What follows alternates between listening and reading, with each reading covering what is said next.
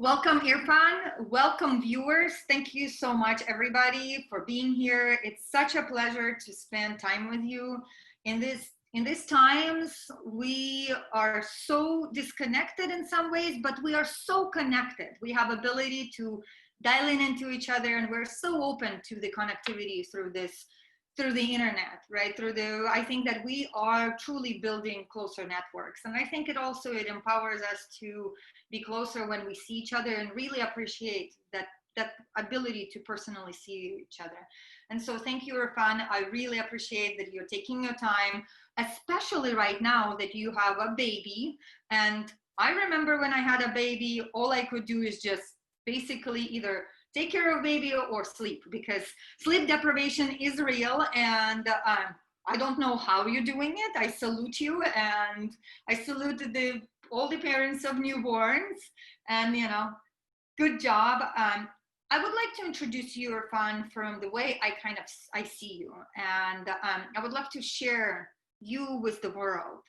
When I think about you, the first thing obviously comes to mind is Idea Week. And what I loved about it is it was the week for innovations. It wasn't just a blockchain thing. And we talked so much about innovations. And I really appreciated your calm disposition toward life with this projection of goodness, or of seeing good in innovation, of being actively supporting innovation, and making sure that the transition there isn't kind of not forced, if you would. You have this calmness to you with that has a persistence. I think that when I talk to you, or I see you talk about things, I feel like, okay, it's gonna get there, because Irfan is working on it. He's going to ask all the right questions. He will work on with the team or himself with finding solutions and slowly implement them without pain or minimal pain. And so that's how I see you. That's what I think that you represent to the world, is that calm progress of innovations and kindness of the heart. So without further ado, I want to go ahead and dive into journalism. You were a journalist. We'll talk about blockchain and other things later. I want to know about that. Tell me more about that. Great. Thank you, Irina, for a great introduction. And thank you so much for mentioning about me being a new father. Obviously, this is an amazing feeling. And just as parents, I should say that, it's a gift of life, and it's something that, it's worth experiencing. It's just, you can presume a lot of things, but when you're in it, it's just so much that it's hard to explain in words. But that said, of course, we're also in a very interesting time around the world, which means that it requires us to do more than what we are. Because as parents, I think now I feel more responsible than I used to be, which is why I presume to think about what is it that we are going to do today is that going to ensure the future of our civilization, of our kids, and our and everyone. So obviously, now that I'm thinking that, which is why I'm saying that I'm doing value trade every time, between spending time with my daughter and spending time, what I can do for what I have to do for her, but at the same time, working and working from home, which is exciting because you get to juggle between work as well as family. But that said, happy to chat more about me being a journalist.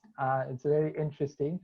But I think it started very early. And I think as Irina, you mentioned, for starters, innovation was something that was inherent in me, something that I knew it before I knew the word innovation, essentially because for me, it was improving something that was out there. So whether it's looking at a system or a process, whether it's, regular, house mundane processes, or whether it is processes that will be efficient. I remember when I was a kid, my mom wanted me to, when she was away, she wanted me to look after some um, things around the kitchen when she was gone. But I was also interested in playing video games. So I had to figure out a way how I can do both. So I engineered a method through which I could check on the kitchen where and then also at the same time play games. So I think, it was a very inherent thing in me in order to, tackle systems and processes. So, but at the same time, as I mentioned, and as you mentioned, um, for me, it was also an interest of adventure, an adventurous spirit that I always carried. My favorite cartoon when I was young was Tintin.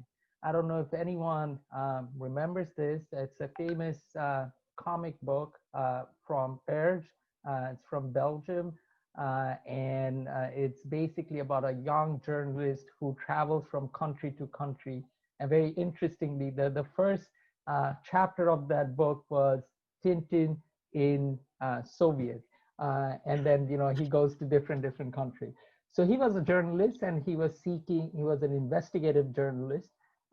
He seeked technology. He seeked a kind of like a Indiana Jones version kind of story. But that was a early inspiration for me in journalism, and that led for me to kind of like be into that idea that how I can learn more through adventure, but how I could record information as I go through the process. But it's also inherent in me to be a form of very diligent, as I would go through information, as I would see, look into the nuances and what we would normally miss and how they would connect. It led me to be more into, like, I would be always reading, and I wanted to write, which was also my passion. And then it all culminated one day, and this is few years after I finished my bachelor's, where a friend of mine was opening a newspaper, and he knew that I had an interesting background in terms of implementing technology, but they wanted to create a media company that was forward facing, that was futuristic, when they knew that paper based newspaper was dying, and they wanted somebody to be able to address both the digital transition of the newspaper industry, but also at the same time had a knack or interest towards writing or being a journalist. So that's how kind of like my path started. I had no background in journalism before, but I got into it, just like everything else, like when You're it's put in technologist. front. I mean, you've learned technology all along, and including in MIT as well, right? So That's it's correct. interesting. It's interesting to see that you went through technology and then bam, journalism. And I really appreciate that. I think it just kind of highlights, like you said, it highlights your interest in the recording information. How do we record it? Due diligence. And I would argue that that probably makes you, or now that you're an investor too, it probably helps you draw a better story, to ask better questions, to look into what is not seen, while also understanding the importance of writing the information. And I know that you were an editor as well, right? So you later on you held the editor position. So how did that happen? So that's interesting. I think, at a lot of times when I'm asked this question, how did this happen? Um, it's sometimes hard for me to kind of like track, like, how did this happen? Because again, for me, as I say, and I think people recognizes that I'm able to handle responsibilities. I'm able to handle, a task that's thrown at me. And for me, it's a sort of like an inherent nature to, when I'm presented a problem, it's just difficult for me to get out of it without resolving it. So and so when any roles and responsibilities were thrown at me, I would be like, okay, I'll take it. Maybe I wouldn't like sound super enthusiastic. Obviously I'm enthusiastic, but I don't quit. So I'm persistent, which means that even if I didn't know something, I know that there is enough tools, because we as a human being, we have a mind. I think attitude is the right thing, because I have the attitude in terms of taking it in, and then when it's thrown at me, I just take it and I just learn across the process, and then I'm like, oh wait, I just became an editor. I didn't even realize that. But since you just mentioned that, but yes, that was the case. So as I told you, because we were creating a new transition for a newspaper company, we had to look into the whole situation in a completely new perspective. We had to look at people with fresh mindset. So we were trying to bring in newer people who either had a little bit of journalistic experience or may not have, but they were trained to become something different, something for this new system that we were trying to create, and of which, of course, it was imperative for me to come in and work with the team to lead them and to go forward with that. And that's how I kind of like ended up becoming an editor in the newspaper. That's a fascinating story. I love it. It was there and you were needed and it was challenging and exciting. It sounds very exciting. So we know each other through blockchain and through crypto. However, we both are advisors on a space fund. So I want to talk about space. Why space? What is that about space that attracts you to the space? That's a great question. And Irina, thank you so much for bringing that up. So I think as human beings, we have always wondered about space. There's nothing new about that.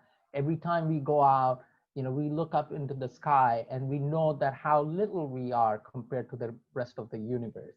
And, it's sometimes a way for some people, and especially myself, to transition into another perspective, another dimension, because when we are so busy thinking about our day to day, when you look up into the sky, you think like, oh, all of these are part of one grander scheme, and again, it's my systems thinking that comes into play, that how each of these things connect.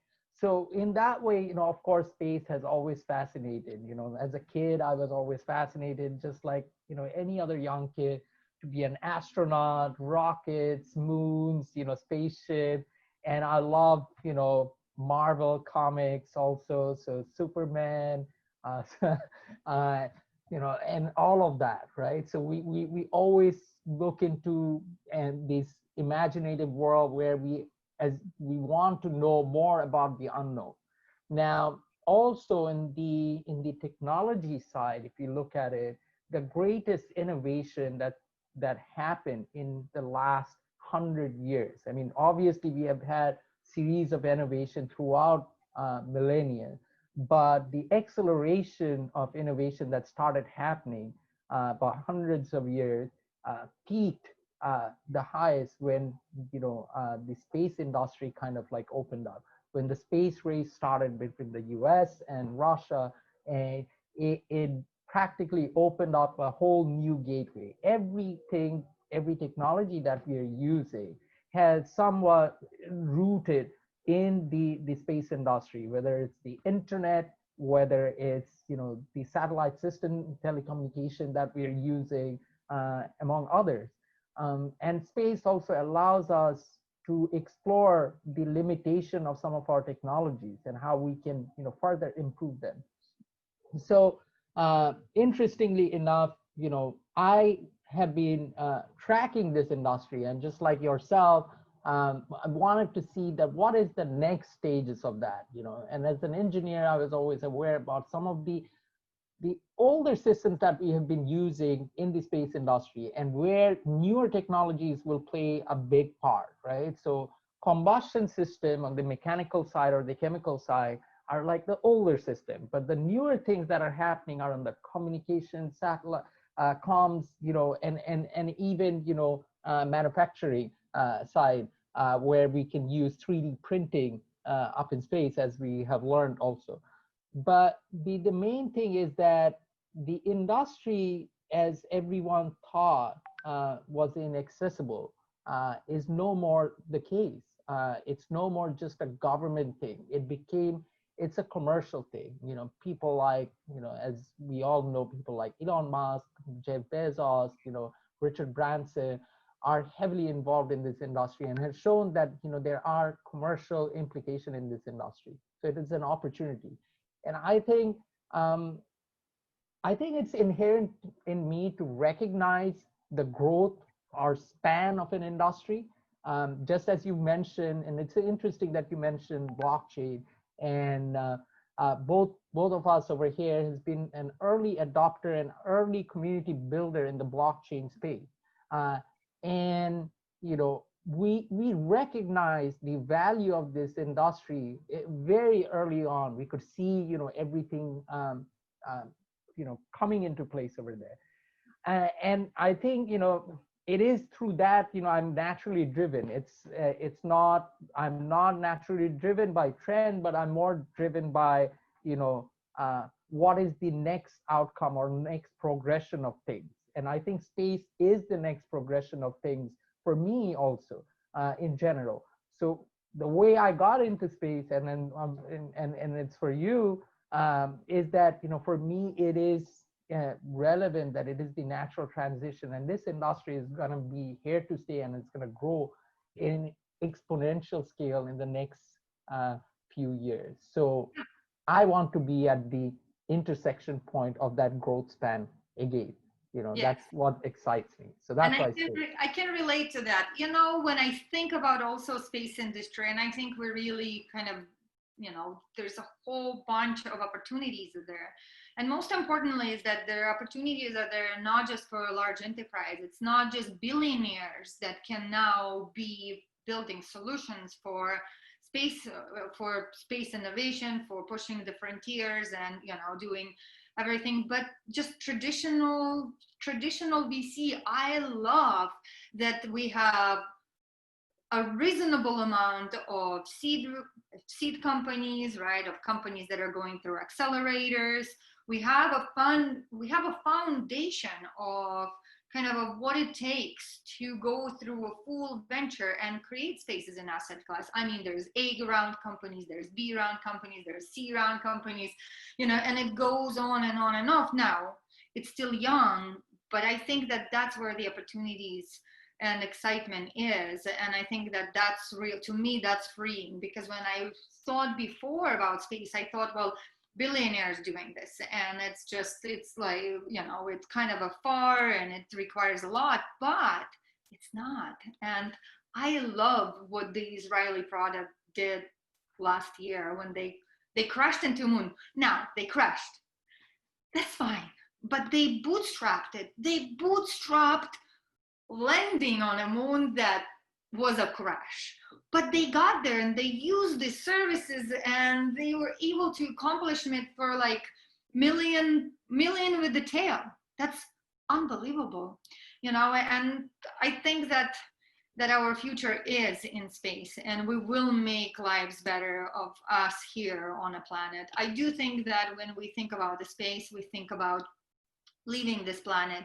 And I think, and there's a lot of people I think believe that, is that it makes our planet possible to stay on and continue progressing and living, because it really is a new innovation that allows us to think of a sustainable design, right? Because if you're building something in just a moon, space will try to kill you all the time, right?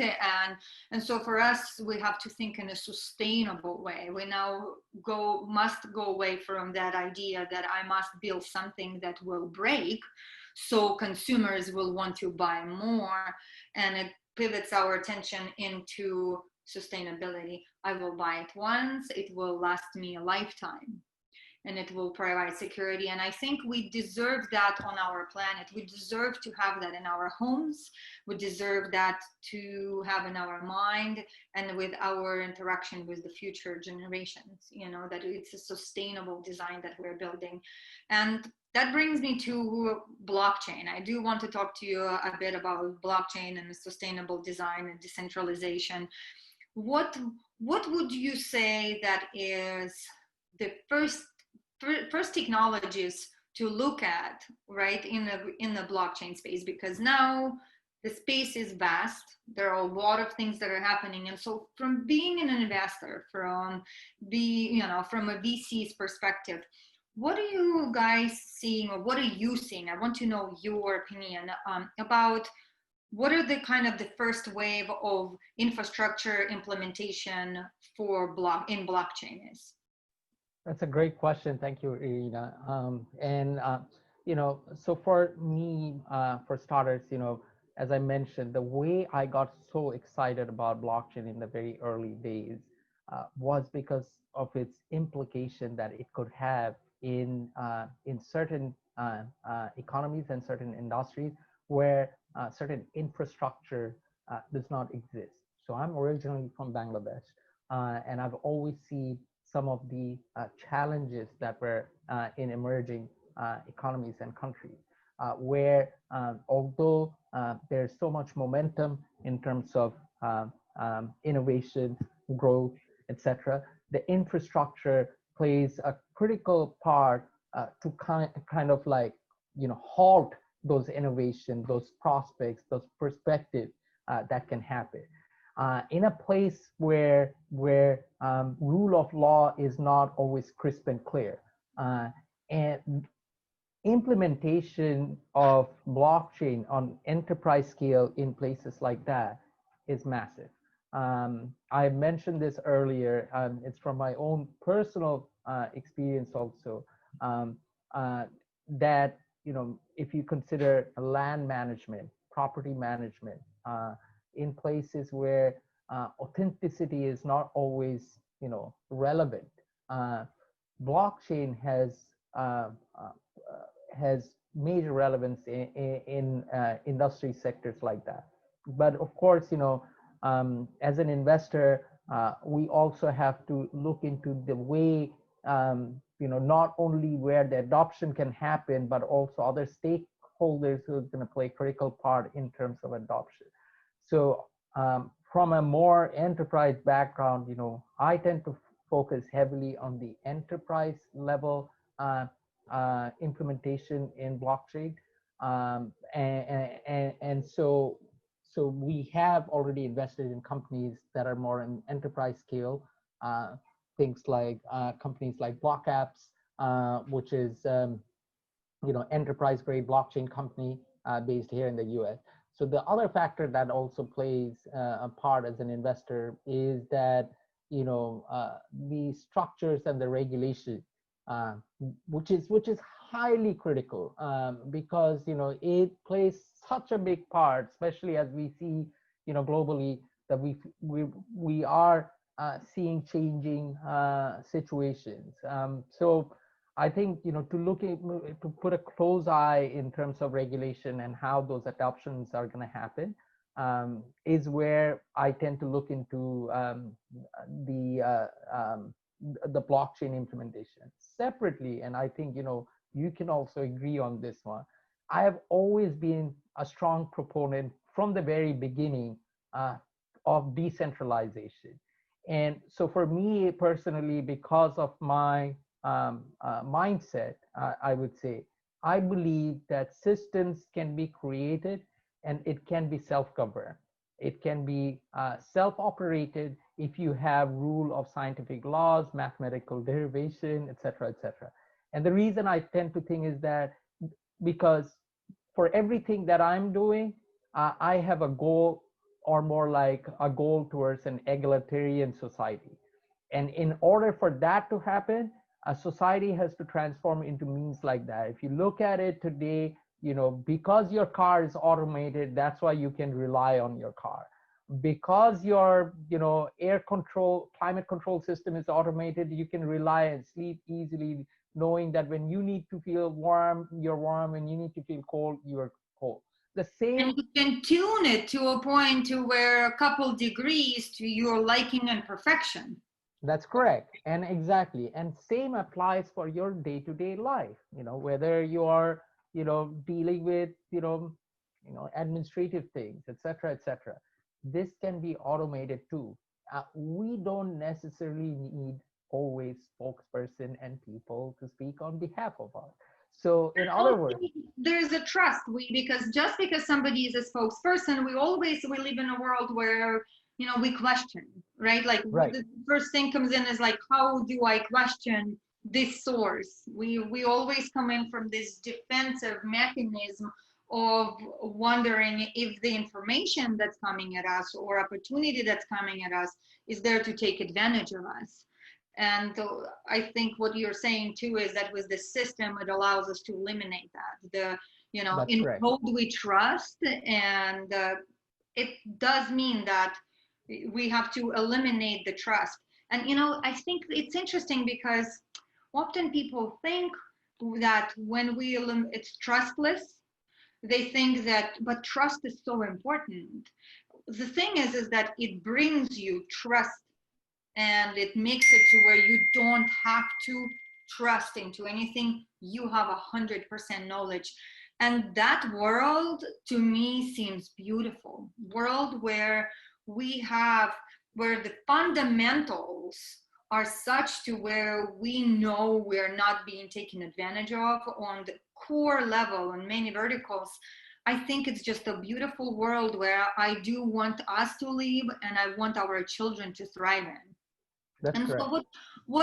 what is the you were talked about the enterprise implementation. For people that don't know a lot about that, what does that mean? How does blockchain? How do you implement a blockchain in an enterprise? That's a great question. And again, Irina, a great point on what you just made on that egalitarianism through, creating the system. And as I say, so let's assume an enterprise system where we are talking about supply chain. And, this was very prevalent during what we have just faced during COVID-19 in terms of protective personal equipment gear supply chain process. So those who are not familiar with it, but of course, we knew that we had a shortage of masks and etc. Overall in the U.S. And a lot of people had to engage in the business of trying to bring in these supplies into the country. What happened over here, of course, was tragic because there was, price gouging, there was, lack of transparency, lack of authenticity, as well as documentation of, relevance of, some of the materials that were coming in from different countries here in the U.S. Now, what in this case, an enterprise system in general would have resolved the problem. So we do have an enterprise system that we can, for people in laymen to understand, that would be relevant. So whether it's Amazon, whether it's Alibaba, it allows you to, purchase and, track, items in bulk in the supply chain system. And then, of course, bring it through the system, through logistics, etc., and bring it to the point where you are going to distribute it. Now, in Yeah. this case, if we are talking about a blockchain enterprise system of that scale, what it would mean is that blockchain will go further into the details of the things. What it would do is that it could identify a product from the very point of manufacturing to the very point of entry. So basically ensuring provenance. This is one thing that blockchain is really good at, right? So what happened is, in this case, just as an example, is that you may have seen a mask that's produced in the factory, but by the time it came here in the US, it was a completely different mask. Yeah. It may look the same, but it may not be the same. And this, of course, through blockchain, through validation nodes, we would be able to resolve that. And this is what an enterprise blockchain system looks like. And so Block Apps, as I just mentioned, is a company in that enterprise scale that can go down specifically in that capacity, that through which it can, basically relate to the provenance point. So however, Block Apps, has been utilizing their system essentially for seeds and fertilizers. And so they have worked with one of the largest, companies in the world, Monsanto, and Bayer Monsanto, where they have piloted their products in terms of tracking, from the production point from another country and bringing it in the US, resolving some of the transparency issues. So this is is an example of an enterprise case. So what we in the blockchain space now we're rallying for, or more in the investor side also we're rallying for, is what we call BaaS, which is blockchain as a service, which is comparable and much better compared to with existing SaaS, software as a service, or IaaS, infrastructure as a service. So blockchain as a service point is one of the pillars of enterprise blockchain, and if that makes, but that's something that I wanted to bring forward. But on the other note, as I mentioned earlier, one of the other areas that excites me the most is decentralized governance-based, blockchain system. So DeFi, as you all are, DeFi protocols that we are also excited about, and you can finally see the results of it in the market as we speak right now. And I can go more into it if you want me to, but I'll pause right here. I know that you have a few more questions, but yeah. Well, I really appreciate that you said it resolves the transparency issues. And the transparency is a huge issue in basically every aspect on our life, if you would, right? Anywhere we look from the materials, from not knowing what our houses are built from, to not knowing what really food we're putting in because we can't even trust labels, right? To the parts, to the air, to, I mean, everything we touch and everything part of our life is, we kind of have that questioning. And I think it's just really such a golden key to where it resolves those issues. And it's lovely to think about that we finally are in implementation era. As you know, we've been talking about the solutions for years. Bitcoin, kind of once Bitcoin was established as a, as a currency, as a cryptocurrency, and of course, cryptography was an industry before. But I think that, especially in the last 7 years, as we started coming in into creating other alternative systems, and blockchain evolved into a blockchain, not just a crypto, right? I think that it's really nice to know that the things we've been talking about for the last 7 years are finally becoming a reality. And what you've described to me is great, that it is happening right now. It is not a hypothetical future where we are hoping to make these things happen. And I really want to accent that to viewers, that reality is now. Now, there's a lot of work we need to do to make sure that the uses are not cumbersome, that we can optimize the process and technologies, and eventually be able to just have this transparency as a new right of what it means to be human anywhere in the world.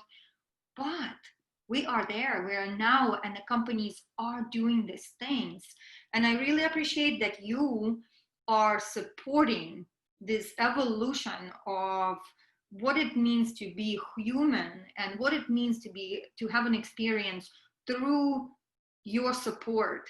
Because voting with the dollars and supporting the companies that are creating that, I think is one of the nightly things to do. I was just talking to Miko, and he's a VC as well, and an investor. And I think that, when I think about investors, and I think about your path and Miko's path and paths of so many, I think about kind of the things you guys must deal with. And I think that often your lives are over glorified as something like fabulous dinners and this fancy, but in reality, it is such a hard work. It's such a dedication. And it's a way to say, okay, we need to progress our world. And if we don't do it, government is not going to do it. And it will not happen on its own. So we must gather up our ideas, our strengths, and deploy funding into this so this dream become reality. And I really appreciate that you're doing it. And I I honor the VCs all over the world for and investors as well for doing that, because it does benefit the world. It's not all about the dollars, because if you all you cared about is profits and only profits, there are other ways than going into venture. And so my next question would be, why? Why did you put yourself in a position to have such a big weight to, you know, to value the companies, to validate them? Because it is stressful. I mean, let's be real. Investment and investing is stressful, and especially investing, being a VC, you're investing other people's money, which is a even bigger load of responsibility.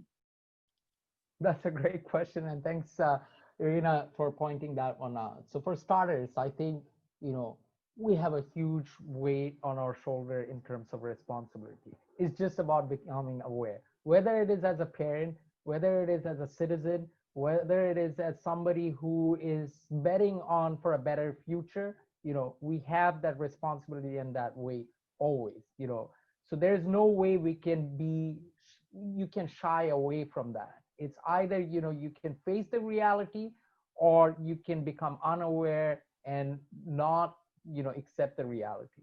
So in other words, you know, for me, you know, it is not, it is imperative for me to act there, because as I mentioned, you know, it's that whole, that journalistic thing that you brought up. For me, it's important to highlight the true change makers, the true believers, you know, the ones who are out there trying to make that difference, trying to make our world a better place. As we say, you know, as you just mentioned, that, you know, and it's always commonly derived within the blockchain industry also. Oh, the crypto is not going to be there, you know, or, you know, it's not, you know, blockchain will not have, you know, stronger implication. But then there are those out there who's been there through the ups and the downs. You know, I've been through the blockchain winter and the blockchain hype, you know, and I'm still here, you know, and so I'm here to stay, you know, and as I have been there from the last over 10 years now. So my point is that we have to be, you know, consistently supporting and believing in it and doing it. Now, when you ask me that, you know, that why, because as I said, it's inherent in me to be part of idea generation, idea implementation, you know, transformation of our lives. You know, you mentioned transparency. You know, what is even more relevant today as we are talking about here today? Think about the, you know, transparency it can bring in the electoral process. I know blockchain has been used in certain countries in the electoral process. I come from a country where, you know, politicians constantly argue that the elections were rigged, and so, and blockchain, you know, allows these kind of opportunities to be resolved. You know, it makes people being able to be truly heard, you know, where you are and what you're trying to say. And what you just said, that, you know, that evaluation, you know, constantly looking into companies, you know, it's great, because you are in between this huge nebula of idea generation. You know, you're constantly in it, you know, you're hearing it, but also working with them, enabling them, because, you know, as I said, you know, I believe that in a term, it's, you know, people have consistently used, you know, CSR, corporate social responsibility. I call it citizen or investor social responsibility. So, and what I'm trying to say is that it is my social responsibility to be able to engage in this nebula of ideas and innovation of people as well as ideas, in order to charter them out to make them into, realistically possible. Because, let's face it, I've been an entrepreneur myself. I have been building. I'm still an entrepreneur. I still build, other things and companies still. So as I speak, I can understand, I can relate to the entrepreneurs. It's a very difficult road, when people are not understood. As you know, as we have seen, there are, has been some traditional investors in the coming days, and there are more forward facing investors. Obviously, there's great things to learn from everybody, but also bad things to lose from others. And in this case, this is something that I want to implement, just so that, as personally, the things that as an entrepreneur, the challenges that I have faced and that I know that most entrepreneurs are facing, I'm trying to bridge the gap there. At the same time, me being from an investor's perspective, it's like me being on the other side of the story, and being able to see what, as an investor, that we're looking for. Yeah. It's not always about numbers, as I say. Numbers comes down the line. If you look at to some of the greatest innovation that has come in, you cannot, directly, calibrate it to numbers. I mean, I always tell this to my family, but I think the world is constantly indebted to people like Albert Einstein. I mean, I think that his idea, his equation equal to mc squared, deserves over $1 trillion, but nobody has paid that. You know what I mean? But we have been able to achieve it. So everything is not, dollar equivalent, but at the same time, there is opportunity. And as, like I said, as an investor, there are certain things that you can participate in a certain time where you are growing, and, you are moving towards a more developed world. So that's all I can say in terms of why am I an investor. And I continue to be so because it allows me to participate and be in this nebula of ideas, but also at the same time, be productive, being relevant, which is what I like to be. And then, working with these great people. So it's a great positive feeling. So when you think about nebula of ideas, hold that space, and then move forward 25 years from now. Draw me the picture of what you see around. That's a great question. Well, imaginatively, as I said, this is my ideal world, right? So which is kind of like an egalitarian world. We have blockchain based system that's running finance and governance, which is a very important aspect of our day-to-day life and community management. You have, we have resolved energy security globally, sustainable energy security, and we have empowered community across the world. And what we mean is that the trade of balance is no more in one place or with one gender of people, etc. So everyone in their ideal state, are able to contribute for a better and bigger world. And last but not the least, now that we have resolved the world's greatest problems, now we look out in the space and what we can do over there. So I think that's kind of like my ethos, and something that I believe in. So plan A, transform the world. Plan B, go and explore the universe. So go and explore the universe.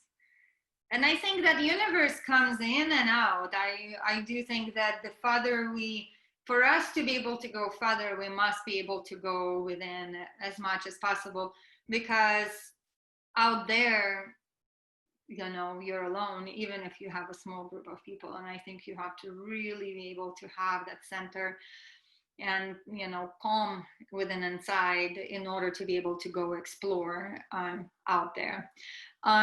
One last question, and it's more of a kind of a request that I have for you. I would love for you to share the tools of self-growth and the tools that you could share with viewers that help you find center and help you see positivity and draw to productivity during the current times of change?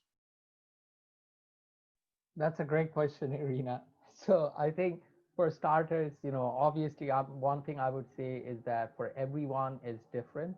And I would never say, follow my principle to do what would make you positive. So first thing is know yourself. And I think that's the most important thing. We each one are different and unique individual. We have different trigger points.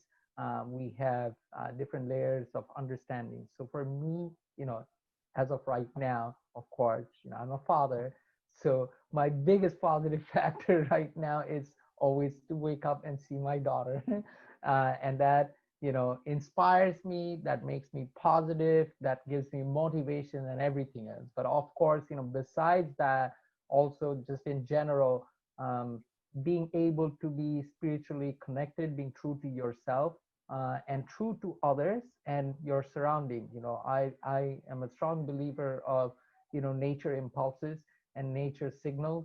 If you look at it, you have, everything that's positive. If you have a little bit of understanding of science, you have to think that how many factors have to be aligned for the sun to rise in the east every day and give you the sunlight and for you to be able to get it. That is one of the greatest mystery as well as the greatest gift to us. And it would be, it's difficult for us to ever fathom that. And so looking at these everyday miracles, miracles of life itself, how life is created, life and death in general, is amazing. So it fascinates me. It makes me positive. Of course, discipline is another key. We as human beings, we are, I guess, inherently designed to be, to slack off, or at least for me, I would say. So I always have to follow some pattern, so I always wake up early, no matter what. And I guess, this is something that I picked up since I was a kid because that was my routine and I still maintain that routine. And at the same time, having a constant practice of, reading, learning, and hearing others, before, reacting. I think it's a very important thing is that helps you gather those positive mindset, because when you have the mindset of learning, when you have the mindset of being inquisitive, when you have the mindset of receiving and looking at the positive signals, then you will be focused towards that. And every negative signals are just going to go away, because if you let negativity creep on you, it's going to attack you. But if you because it's easier for negativity to creep up versus the positivity to settle into your body. And of course, exercise and, being able to, as I say, take in as much oxygen in your body and in your mind. And yeah, so those are, I guess, some of the things that I tend to practice and that keeps me positive. So what I hear is that be grateful for the wonders of that natural wonders that are gifted to us regardless of our social status or our placement on earth, and fill your lungs with oxygen and allow your body to feel that oxygen, to feel that gift.